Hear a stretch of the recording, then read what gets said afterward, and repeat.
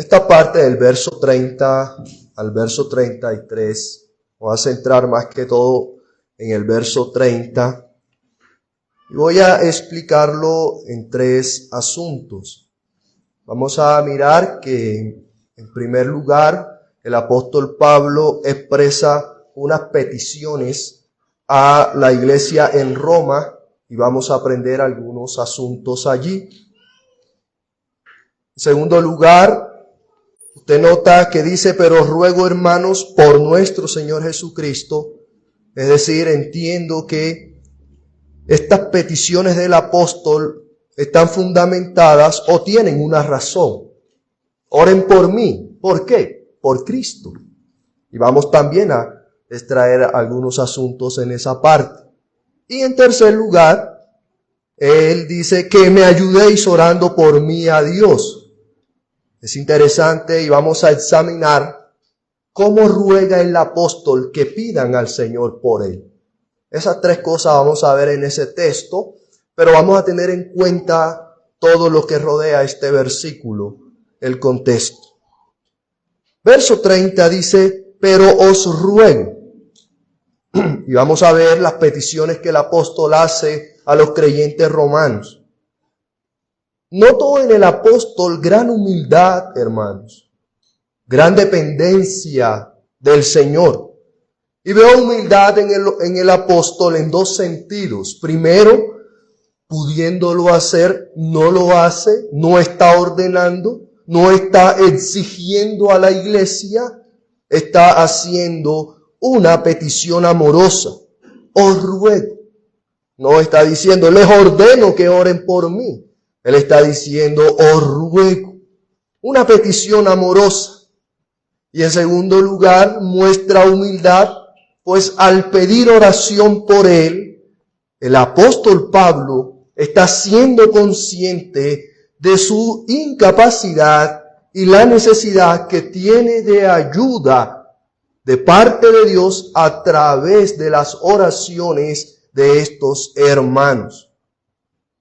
Esa palabra os ruego, en el original, la raíz viene de la palabra parakaleo. Puede significar ruego, exhortación, aconsejar. Y esa misma raíz de la palabra es usada por Jesús cuando habló del Consolador. ¿Sí? De manera que Pablo, cuando dice, os ruego, hermanos, lo que él está pidiendo amorosamente a estos creyentes en la iglesia de Roma es, hermanos, colóquense a mi lado para que me ayuden en oración delante de Dios. Y así el Señor pueda obrar a través de mi ministerio y de todas esas cosas que, como vamos a ver, Pablo ya se había propuesto. Así que, hermanos, Pablo, el apóstol, está haciendo una humilde petición de ayuda, de lo cual aprendemos, hermanos, que debemos orar individualmente. Hemos estado aprendiendo que necesitamos entrar a ese lugar secreto para suplicar al Señor y tener un encuentro allí con nuestro Dios. Pero no debemos olvidar jamás la necesidad que tenemos como creyentes de pedir ayuda a nuestros hermanos y en este sentido unirnos todos en oración con motivos comunes. Necesitamos a nuestros hermanos para pedir a Dios, obre y haga su voluntad. Cuando somos o cuando no pides ayuda a tus hermanos, dice un puritano, te pierdes de dos bendiciones al no solicitar ayuda de tus hermanos: los consejos y sus oraciones. Y esto es una pérdida muy grave. Jesús mismo, nuestro Salvador, en ese momento tan angustiante y difícil, en Mateo capítulo 26, verso 37, nos dice que tomó a Pedro, a los dos hijos de Zebedeo, comenzó a entristecerse y a angustiarse en gran manera. Y entonces Jesús les dijo: mi alma está muy triste hasta la muerte, quedaos aquí y velad conmigo. Y uno pudiese pensar que el Señor, el Hijo de Dios, santo, inmaculado, aún Él, hermanos, en esos momentos tan cruciales y determinantes en su vida, el Señor no fue solo a orar, sino que dijo: vengan conmigo, velen conmigo, oren, porque estoy muy triste y angustiado en gran manera. Matthew Henry dice que aprendamos, hermanos, a valorar las oraciones fervientes y eficaces del justo. ¿Cuánto cuidado debemos tener para no abandonar nuestro interés en el amor y las oraciones del pueblo suplicante de Dios? Si hemos experimentado el amor del Espíritu, no nos debe faltar motivos para orar por nuestros hermanos. Debemos tener esa bondad con nuestro prójimo. Así que Pablo, el apóstol, ha solicitado ayuda a estos hermanos en oración. Nosotros debemos hacer lo mismo. Tristemente, a veces hay hermanos, yo creo que, espero no pase, pero hay hermanos que yo diría que no solicitan consejos, sino que nos anuncian sus decisiones. Y hermano, ¿y cómo? ¿Cuándo? ¿En qué momento usted tomó esa determinación? Te perdiste de dos privilegios: el consejo y la oración de tus hermanos. Y a veces cerramos tanto porque somos tan independientes y autosuficientes que no solicitamos ayuda en oración a nuestros hermanos. Así que debemos orar juntos. Vamos a ver la razón más adelante. Por Cristo. Necesitamos a nuestros hermanos. Y Pablo, quiero que examinen, por aquí vamos a traer algo también. Mire que el verso 31 nos dice o nos especifica los motivos por los cuales Pablo le pide humildemente a la iglesia de Roma que ore. Verso 31. Para que sea librado de los rebeldes que están en Judea, y que la ofrenda de mi servicio a los santos en Jerusalén sea aceptada, para que con gozo llegue a vosotros por la voluntad de Dios y que sea recreado juntamente con vosotros. Varias peticiones vemos aquí, ¿verdad? Hermano, exprese sus peticiones a los hermanos. ¿Entendemos estos motivos? Si usted observa los versos anteriores, no lo vamos a leer, pero se lo voy a expresar. La intención de Pablo o el programa de Pablo que presenta a los hermanos de Roma es el siguiente. Él tenía el deseo hace muchos años de visitar a estos hermanos. Se le había sido impedido, él lo va a decir, porque miren, he querido predicar a Cristo donde Cristo no ha sido anunciado, pero ya todo lo he llenado del Evangelio de Cristo. Entonces ahora, es el impedimento de ir a Roma era su trabajo ministerial. Ahora, ya he llenado todo desde Ilírico hasta Jerusalén. Bueno, ya cubrí todo esto. Ahora sí, tengo planes concretos de ir a visitarles. Pero el plan es el siguiente. Mi propósito es ir a España. ¿Sí? Esa es la meta. Yo voy a ir a España. Pero a mi paso por España les voy a visitar. Pero antes de visitarles debo hacer un pequeño desvío que no es tan pequeño. Cuando uno observa el mapa, hermano, era devolverse y caminar el doble. El primero debía, antes de ir a España, pasaba por Roma, pero antes tenía que ir a Jerusalén. a llevar una ofrenda que los santos habían recolectado para la iglesia necesitada de ese lugar. Ese es el plan de Pablo. Voy a España, les llego a Roma, ustedes me encaminan a España, pero antes de eso yo necesito ir a Jerusalén a entregar esta ofrenda. Y él traza a la iglesia los planes que él ha considerado. Ese es el plan del apóstol Pablo. Ahora, en este plan, en este programa del apóstol, resulta un asunto delicado.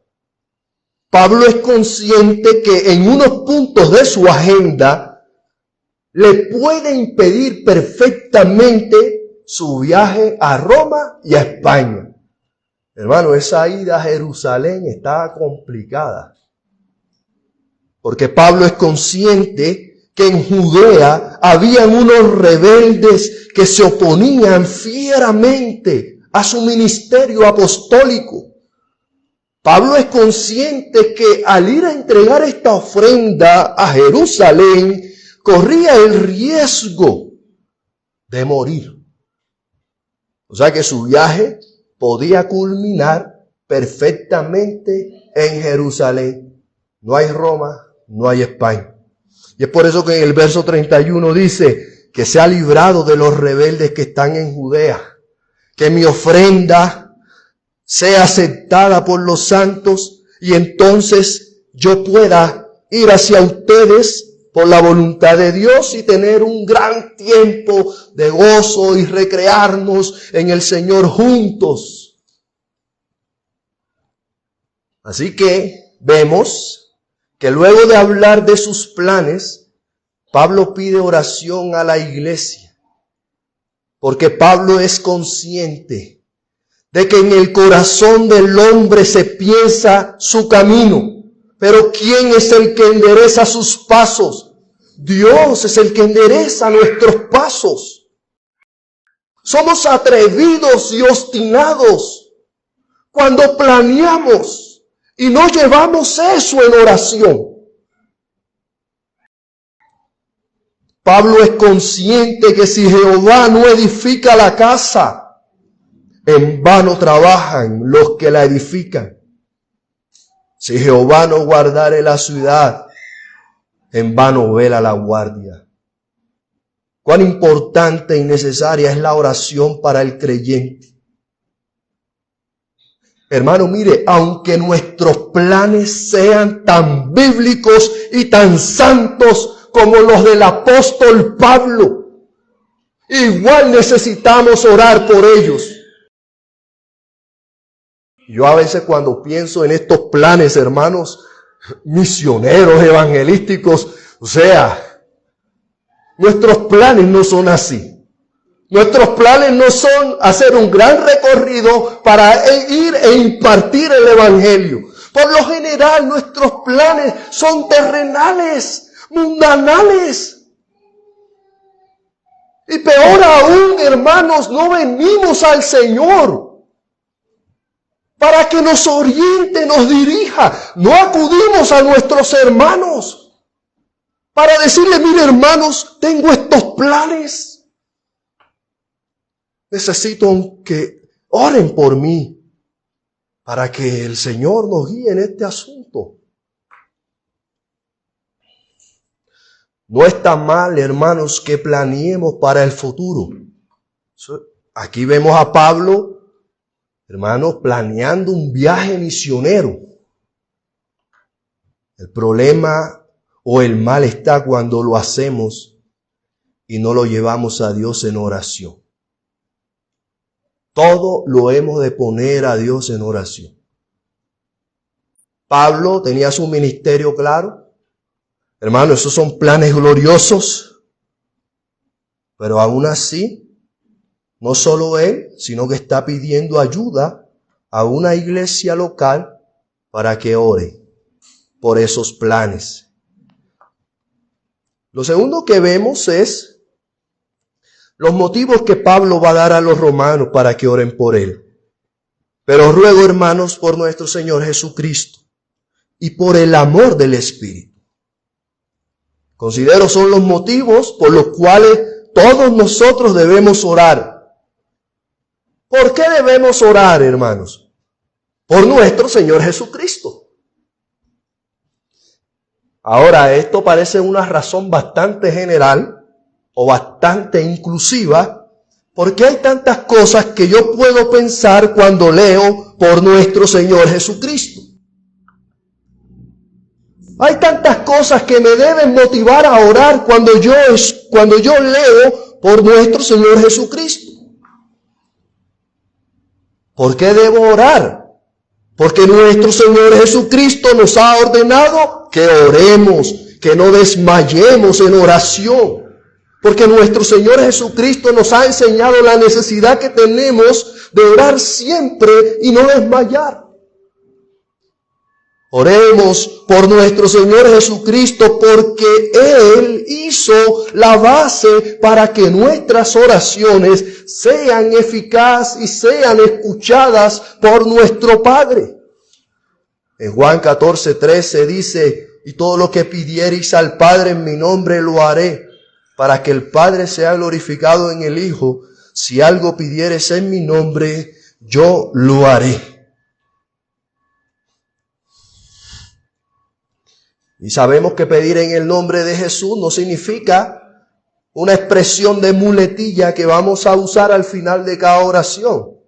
No, hermanos. Eso significa que la oración del creyente debe servir a los propósitos de Cristo y su reino, no a motivos egoístas. Que la oración del creyente debe basarse en los méritos de Cristo y no en los suyos propios. Y que la oración del creyente debe buscar solo la gloria de Dios.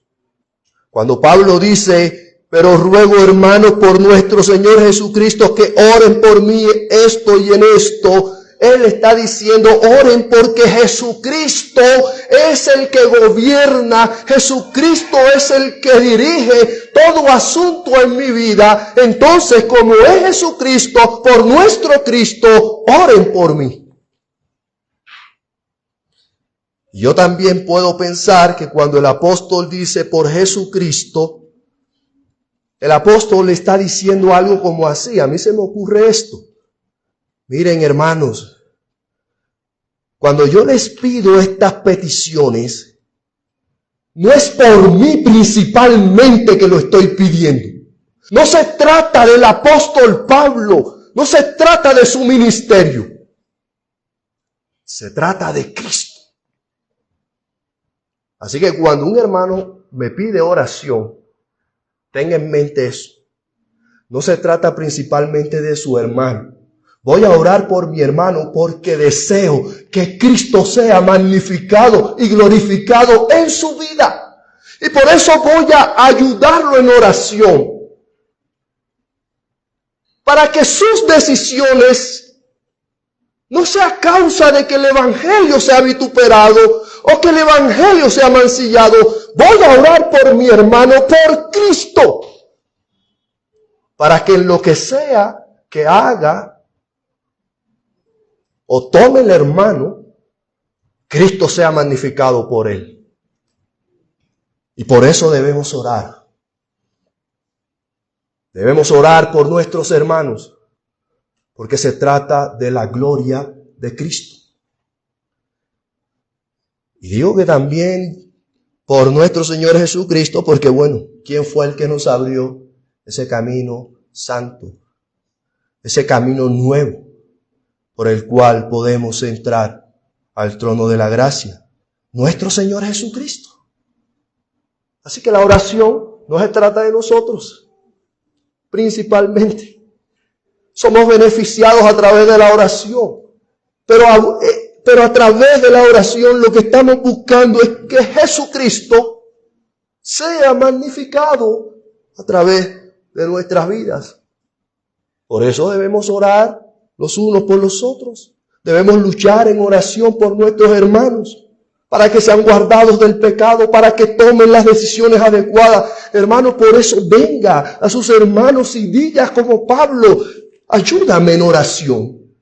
por esto, esto y esto.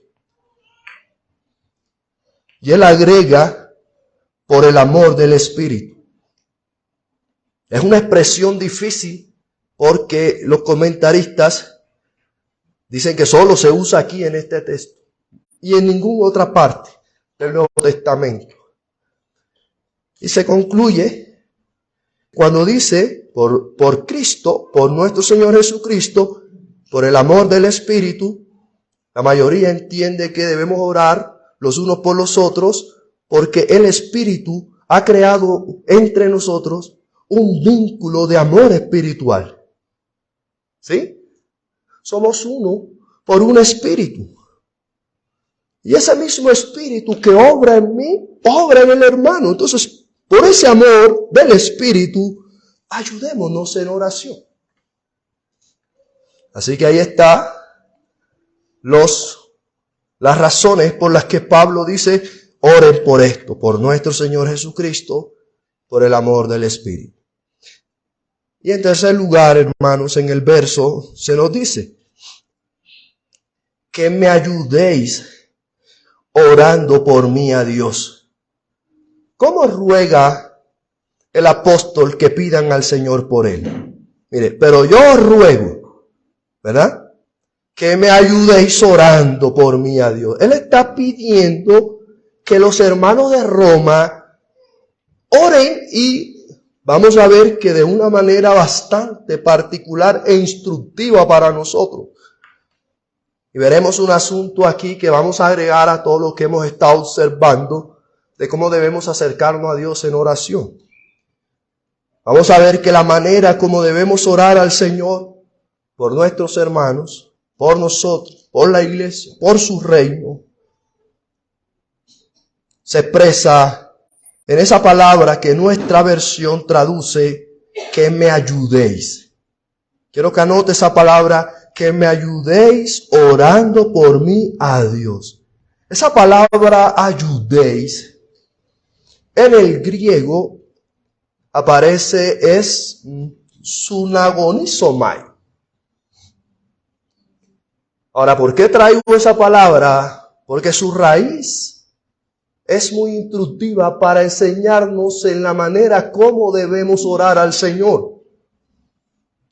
Esa palabra, dicen los comentaristas, es una forma intensificada de agonizomai, de donde viene la palabra agonía. Agonizomai significa luchar, combatir hasta el punto de agonizar. Ya usted va entendiendo cómo es que debemos orar. Así que lo que Pablo realmente está pidiendo es, hermanos, luchen en mi compañía. Hermanos, vengan y luchen conmigo en oración ante Dios. Para que usted entienda la palabra o la raíz de esta palabra que se traduce como ayuda aquí. Vaya a Juan capítulo 8, 18, verso 36.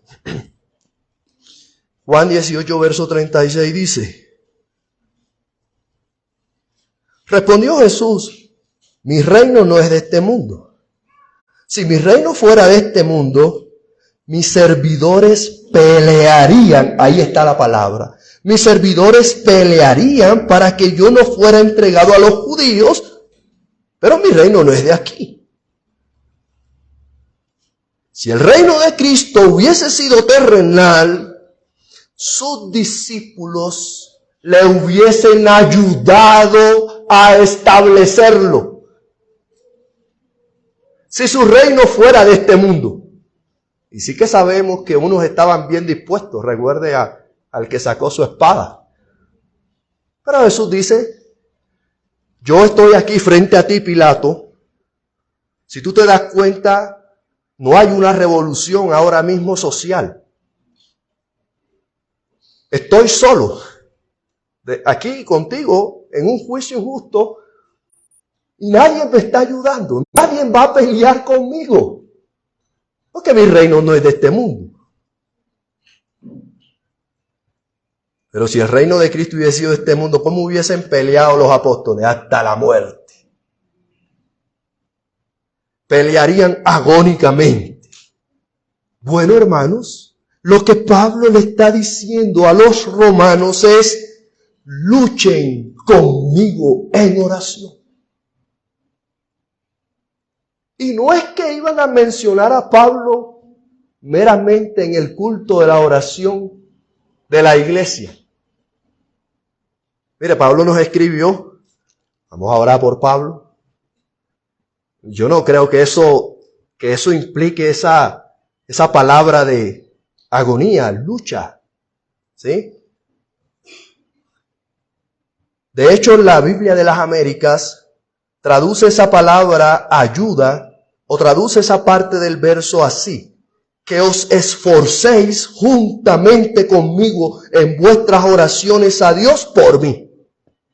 Y la Nueva Versión Internacional traduce ese verso de esta manera: que se unan conmigo en esta lucha y que oren a Dios por mí. Ahora, ¿por qué la oración es una lucha? ¿Por qué usar estos términos bélicos para pedir ayuda en oración? Porque, hermanos, eso es lo que es la oración. Una lucha.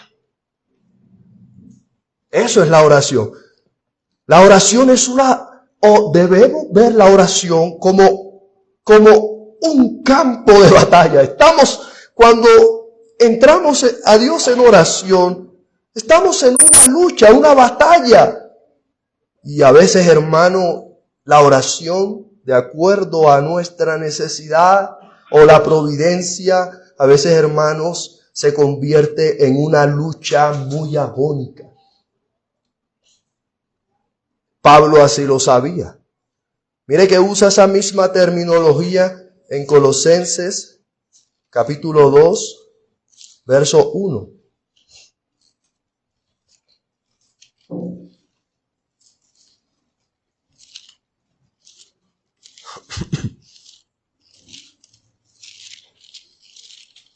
Dice: porque quiero que sepáis cuán gran lucha sostengo por vosotros y por los que están en la Odisea y por todos los que nunca han visto mi rostro. Verso 5. Porque aunque estoy ausente en cuerpo, no obstante en espíritu estoy con vosotros. ¿Cómo está Pablo luchando por los de la Odisea? ¿Ah? ¿Cómo está Pablo luchando por los de Colosa si no está presente con ellos? Hermano, él está luchando por ellos a Dios en oración. Él no estaba presente, pero estaba luchando por ellos en el espíritu. La oración es una lucha. A veces esto de guerra espiritual nos suena pentecostal, pero eso es la oración. Una lucha. Ahora, otra cosa más. ¿Con quién se lucha en la oración? Bueno, es una lucha. Ayúdenme. Luchen conmigo. La oración es una lucha. Pero, ¿con quién es la lucha? ¿Con quién luchamos en la oración? Hermano, con Dios. La oración es una lucha primeramente con Dios. Gurnall dice: la oración es la vía principal que nos conecta con el trono de Dios. Por ella el creyente se acerca a Dios con el valor humilde de la fe, se aferra a Él, lucha con Él y no lo suelta hasta que Dios en su gracia le conceda la bendición.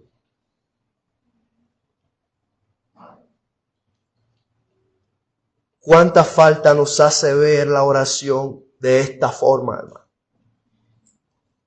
Yo no sé, a veces me preocupa, no sé a ustedes, pero a mí a veces me ha pasado que oro y pienso, Señor, ¿será que te debo insistir más?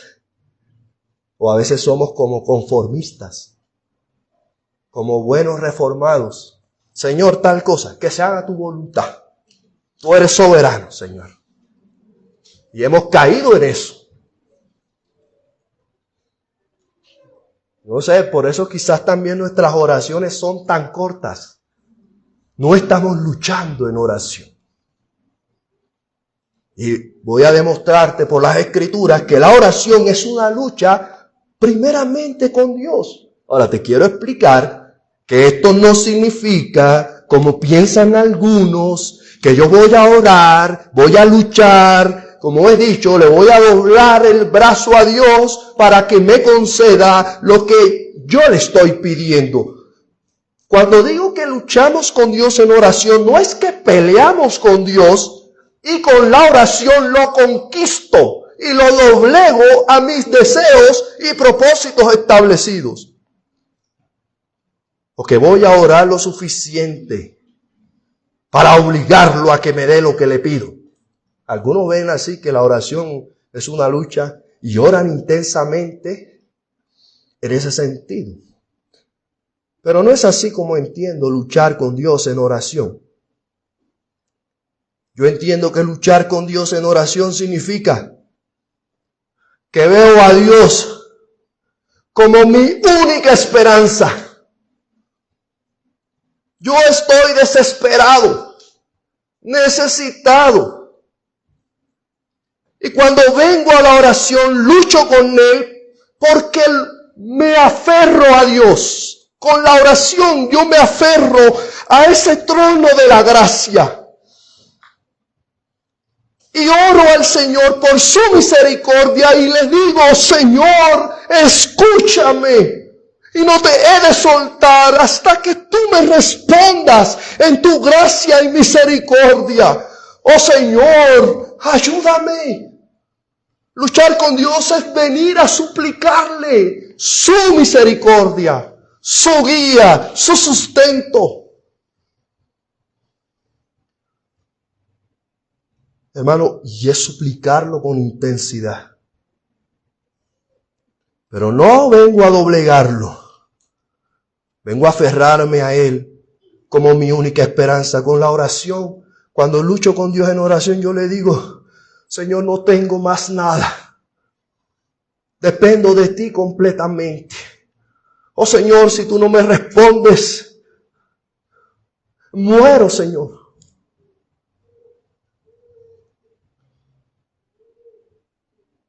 Y he ahí otra manera que vamos a aprender cómo debemos acercarnos a ese trono de la gracia. En la ocasión pasada yo dije que debemos traer humildad, ¿verdad? Sinceridad y debemos traer fe. Pero si venimos a luchar con Dios en oración, suplicándole, agarrándonos diciéndole solo dependo de ti, te necesito. Entonces, cuando vengas a la oración, tú debes traer argumentos. Pues debes venir con humildad, debes venir con sinceridad, con fe, pero trae argumentos. Y ya voy a explicar a qué me refiero. Ahora, el pastor nos enseñaba cuando exponía acerca de la palabra, de los beneficios de la palabra de Dios, que uno de los beneficios de la palabra es que nos guía a oraciones eficaces. ¿Sí? Entonces, cuando tú vienes a luchar con Dios en oración, no vienes con tus argumentos. Ay, Señor, es que yo necesito esto. Es que, Señor, yo tal cosa. No, así no luchas. Debes traer los argumentos que Dios mismo ha dado en su palabra. Y es por eso que este medio eficaz, como se ha enseñado, es central. De aquí se bombea sangre, ¿sí?, a todos los demás medios. Si necesitamos o si vamos a luchar con Dios en oración, nosotros debemos conocer cosas como los atributos de Dios, las promesas de Dios, las misericordias que hemos obtenido por nuestro Señor Jesucristo. Hermano, necesitamos empaparnos de la palabra. Y es por eso que muchas veces venimos a luchar con Dios en oración, pero pedimos mal y no recibimos por hecho. Voy a probar ese argumento, que necesitamos venir con argumentos a Dios. Job 22, hermanos. Job 22.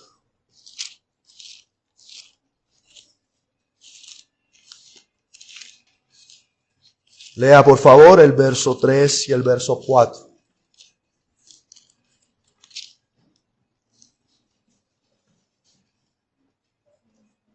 Perdón, 23. Job 23, verso 3 dice: ¿quién me diera el saber dónde hallar a Dios? Yo iría hasta su silla. Ahora quiero aquí hacer un paréntesis. Nosotros sabemos dónde hallar a Dios. ¿Sí? Vamos hasta su silla.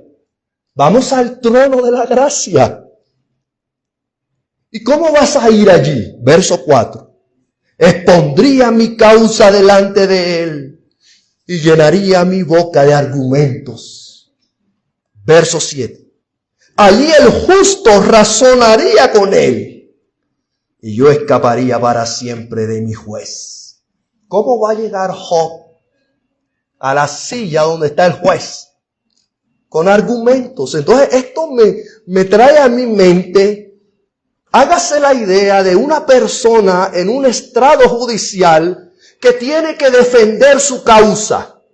¿Cómo cree usted que viene esa persona a defender su causa? ¿Con argumentos? No, pero ven acá, espérate, es que esto, la ley dice esto, tal cosa. ¿Sí? Ahora, Job sabía, quiero aclarar, que Dios no iba a entrar en un debate con él para decidir. Quiero aclarar, no se trata de eso. Que ahora yo voy a entrar en un debate con Dios para ver qué es lo que se va a decidir. No, no. Dios no razona así con los hombres. Recuerde que Él es soberano. Pero Job sabe que Dios lo va a escuchar.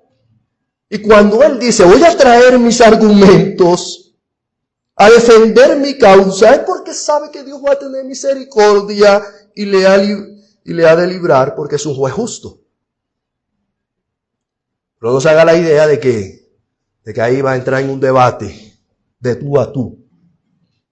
Spurgeon dice, los santos de la antigüedad tenían por costumbre ordenar su causa delante de Dios, es decir, lo hacían como el demandante que no se presenta en la corte sin haber pensado bien el planteamiento de su causa y no la deja a la inspiración del momento, sino que entra en la audiencia con su caso bien preparado, habiendo además aprendido cómo conducirse en la presencia de aquel importante personaje ante del cual está apelando.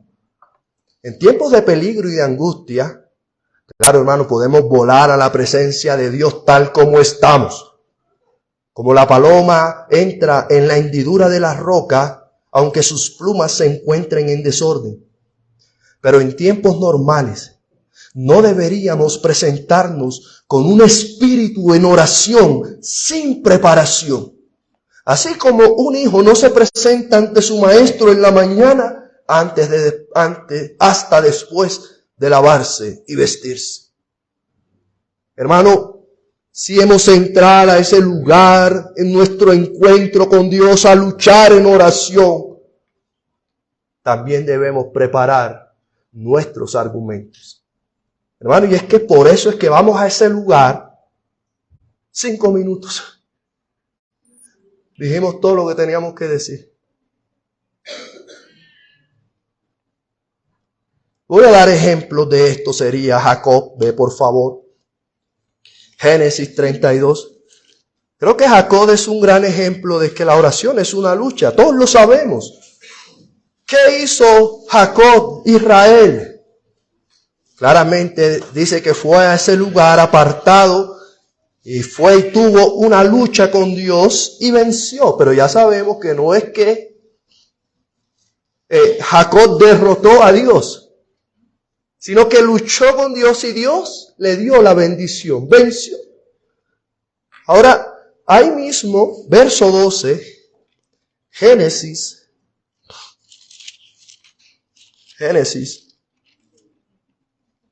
32. Lee el verso 12. Cuando oró para que Dios le librara de Jacob. Verso 12. Bueno, verso 11. Líbrame ahora de la mano de mi hermano, de la mano de Saúl, porque le temo. Sinceridad. No venga acaso y me hiera la madre con los hijos. Pero ¿cuál es el argumento? La promesa hecha al mismo Jacob. Mire el argumento. ¿Y por qué te voy a librar? ¿Porque lo mereces? ¿Porque lo necesitas? No, hermanos. Líbrame. Porque tú has dicho, yo te haré bien y tu descendencia será como la arena del mar que no se puede contar por la multitud. Y durmió allí aquella noche. Ya sabemos lo que pasó.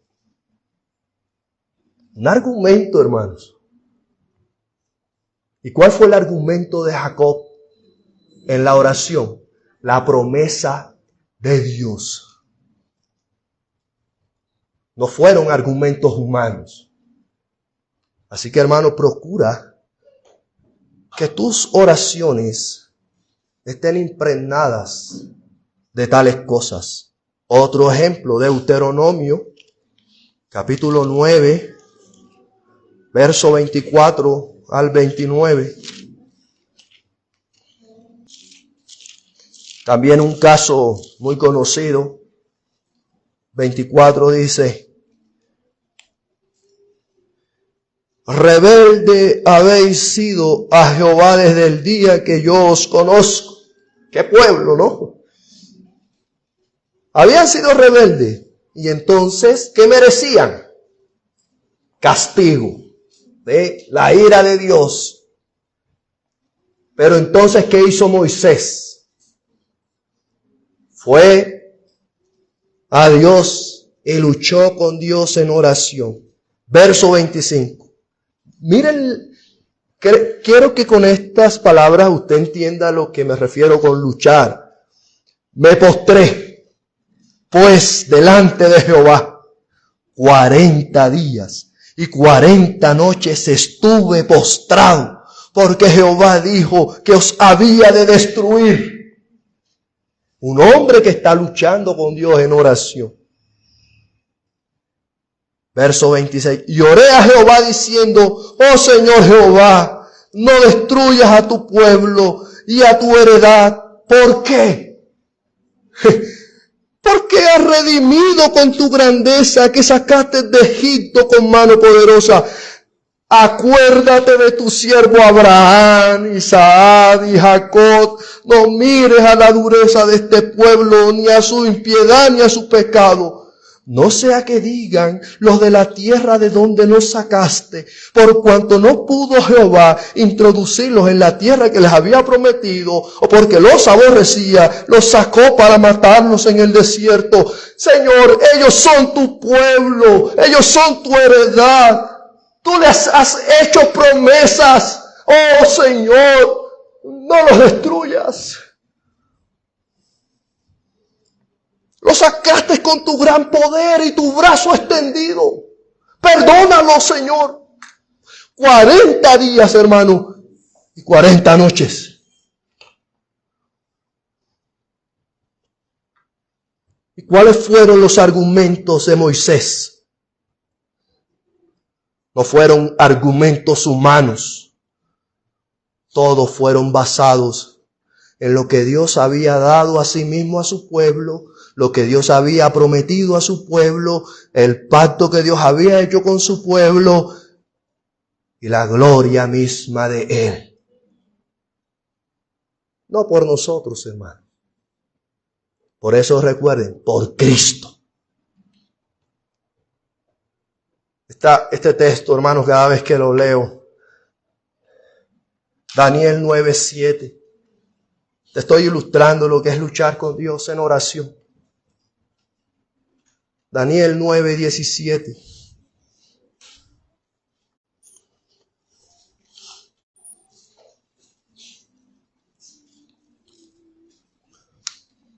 Ahora pues, Dios nuestro, oye la oración de tu siervo y sus ruegos, y haz que tu rostro resplandezca sobre tu santuario asolado, por amor del Señor.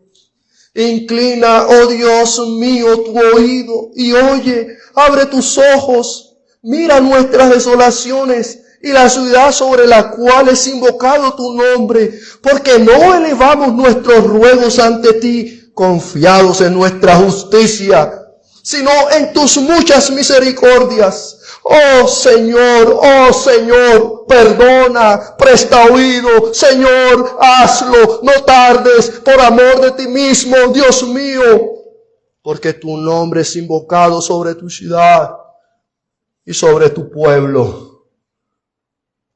Eso, hermanos, es luchar con Dios en oración. Necesitamos entonces tales argumentos. Hay un ejemplo también en la historia de la iglesia que me llama la atención en esto, y es el de Lutero. Cuando fue a enfrentar la dieta de Worms. Eso era terrible, hermano. Y un historiador dice que la noche anterior Lutero fue al patio meditando, mirando las estrellas, orando, había luchado con su Dios en oración e implorando su auxilio, como hizo Jacob en Peniel. Y este historiador dice, en esa noche se le oyó, entre otras cosas, decir: Dios todopoderoso y eterno, qué cosa tan vil es el mundo, qué débil y temerosa es la carne, qué poderoso y activo es el diablo con sus apóstoles y sus sabios del mundo, cuando pronto abandonan las cosas celestiales, corren a la perdición, van al infierno por el camino ancho. Ellos miran lo que es poderoso y fuerte ante sus ojos y lo que tienen apariencias exteriores. Si yo hubiera de imitarlos, pronto me vería juzgado y abandonado por el mundo. Dios mío, tú solo eres Dios. El Dios mío, ayúdame. Ayúdame tú contra la razón y la sabiduría del mundo entero. Tú sabes hacerlo, tú debes hacerlo y solo tú puedes hacerlo. Y el argumento de Lutero fue: porque la causa no es mía. La causa por la que yo estoy luchando es tuya.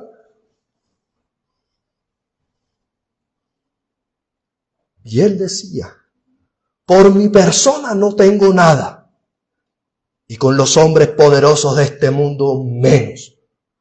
Yo de mi parte podría vivir tranquilo y quieto en este mundo, podría estar sin perturbaciones, pero tuya es la causa justa, es la causa eterna, es la causa de tu evangelio, es la causa de Dios. Ayúdame, oh Dios mío, porque yo no tengo confianza en ningún hombre, porque todo sería en vano.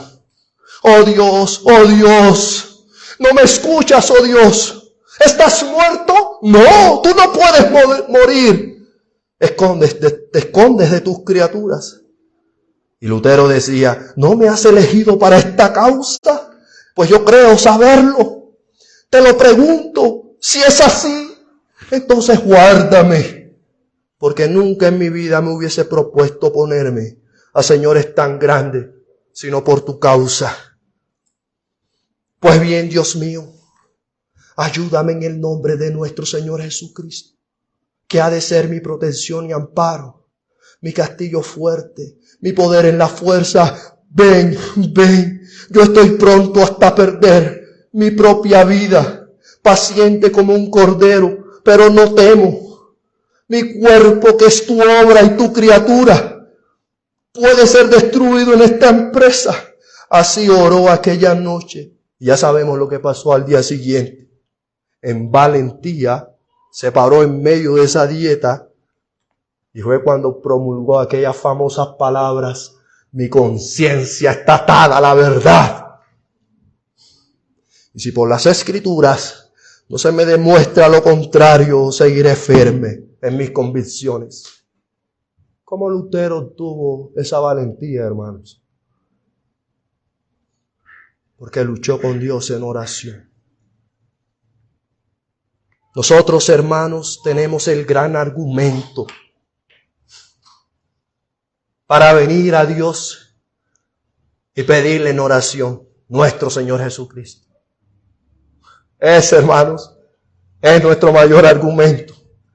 Los sufrimientos, la muerte, los méritos y la intercesión de nuestro Señor Jesucristo.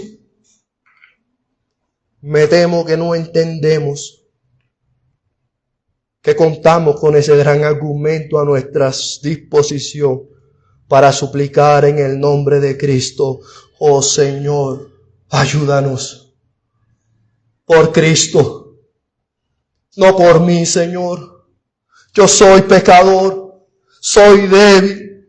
Señor, tú lo sabes. Tú sabes mis debilidades, conoces mis tentaciones. Oh Señor, pero por amor a Cristo, guárdame, presérvame, líbrame del mundo. Oh Señor, esta iglesia te pertenece. Tú la compraste con tu sangre. Levanta en ella ministros, hombres aptos para que vayan y lleven tu palabra. No por nosotros, oh Señor, porque la iglesia es tuya. Y lucha, hermano, con Dios en oración. ¿Cuánto entonces nos falta luchar, hermano? No me quiero extender, voy a cerrar, solo le voy a dejar allí esas dos pesquisas en cierto sentido.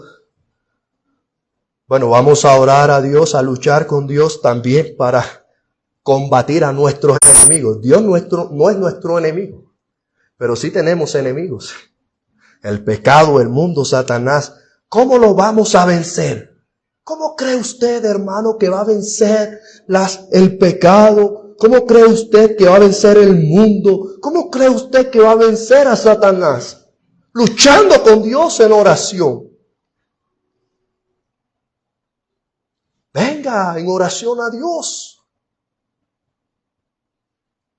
Claro, lo que pasa es que también a veces no somos conscientes de la lucha en la que nos encontramos. Nos encontramos jugando, hermanos.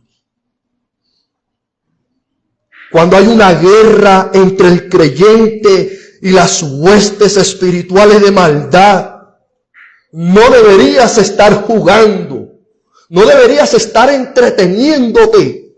¿Cómo deberías estar? Luchando con Dios en oración, hermanos.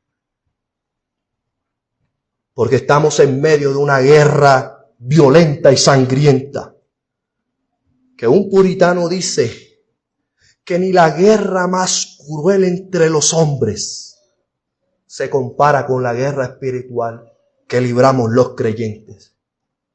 Hermano, la Segunda Guerra Mundial es un deporte infantil comparado a la lucha que los creyentes tenemos con el pecado y Satanás. La guerra entre los hombres es un juego infantil.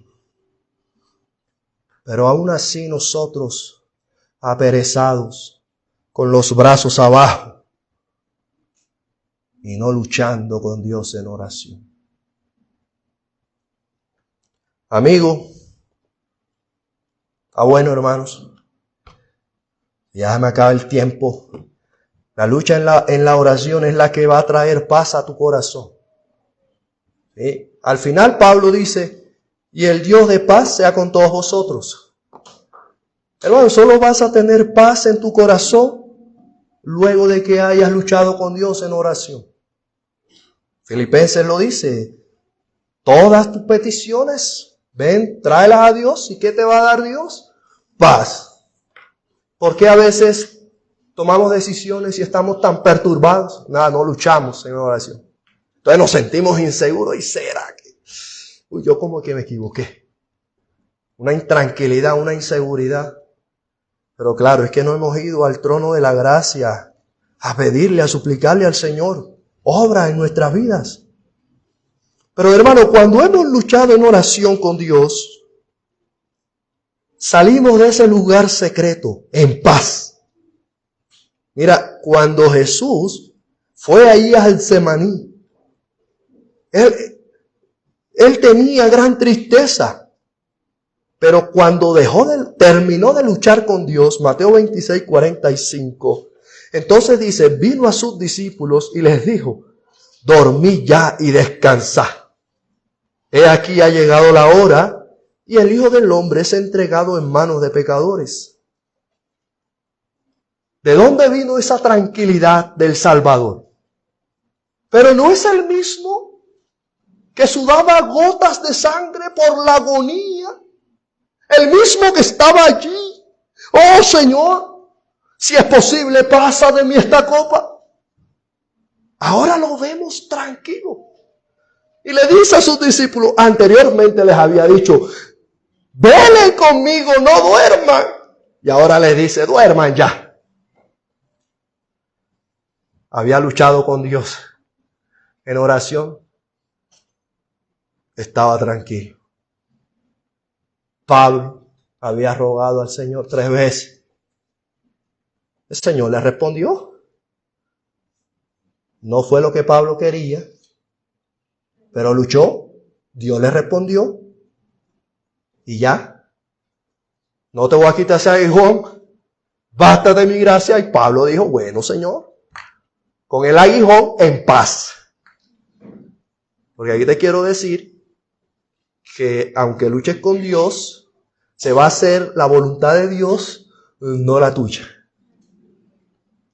Pero si has luchado con Dios, con argumentos bíblicos, la respuesta que Dios te dé, te va a dar paz. Aunque no sea lo que hayas pedido. A mí me parece interesante porque parece ser que Pablo no llegó a España. Fue a Jerusalén y lo capturaron. Casi lo matan. Pide ser juzgado por César. ¿Y cómo llega a Roma? Llega a Roma, pero preso. Pablo en paz había luchado con Dios. Estaba seguro que todo lo que había pasado era la voluntad de Dios. Y recuerde, agréguele que en el viaje a Roma naufraga. Naufraga. Casi muere. Llegó a una isla, ¡pum! Una serpiente lo mordió. No podía pensar, Señor, tú no quieres que ese hombre llegue a Roma. Pero ¿cómo estaba Pablo, hermanos? Confiado. Porque eso es lo que produce luchar en oración con Dios. Oh, hermanos, el acto mismo de orar es una bendición. Te lo estás perdiendo. Orar es como bañarse en un fresco arroyo susurrante para escapar del calor del sol de verano. Quizás ustedes no entiendan mucho, pero yo lo entiendo a la perfección.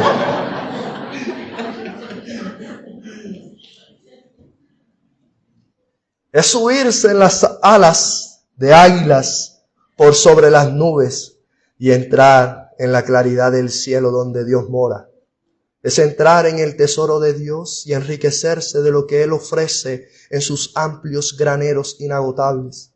Es tomar el cielo en los brazos de uno. Orar es abrazar la divinidad con el alma. Sentir que el cuerpo es un templo del Espíritu Santo. Oremos, mis hermanos. Ahora, amigos, si no oras, si tú no llevas una vida constante de oración, Debes saber, quizás porque en ti no hay fe. Tú dices, no, yo oro cuando estás en una situación crítica. Ahí es cuando oras. Examina seriamente tu fe. Porque el verdadero creyente se caracteriza porque ora. Luego de la conversión de Pablo en esa situación dramática, que Dios manda a un hombre para que vaya a encontrarlo en aquella calle llamada a la derecha, busca a este hombre. ¿Qué le dice Dios? He aquí, él ora. Esa es la característica de un creyente. ¿Oras? Si no oras, es muestra de tu orgullo. Si no oras, es una evidencia de que tú no dependes de Dios. Si no oras, es porque tú no conoces a Dios. Si no oras, es porque tú no eres consciente de tu necesidad de Dios. Si no oras, es porque el orgullo te domina. Eres autónomo e independiente. Y Dios no te interesa. Si no oras. Pero hoy puedes comenzar a orar. Y hoy ruego que esta sea tu oración. Señor, ruego a ti por misericordia. Hasta aquí he tratado de vivir a mi manera. Me he negado, me he resistido a tu voluntad. Y mi vida mi vida sin oración evidencia mi pecado.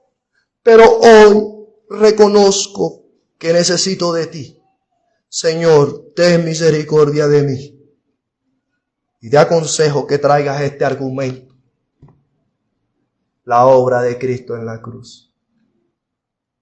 Dile, yo no merezco, Señor, que me escuches.